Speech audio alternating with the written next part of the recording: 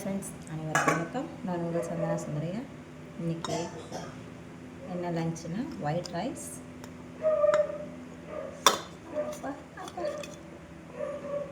போதுமா, சாம்பார்,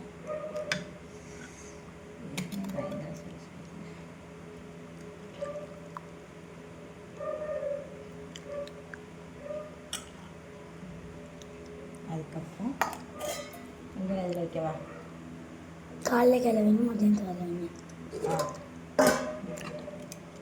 முட்டைப்போஸ்,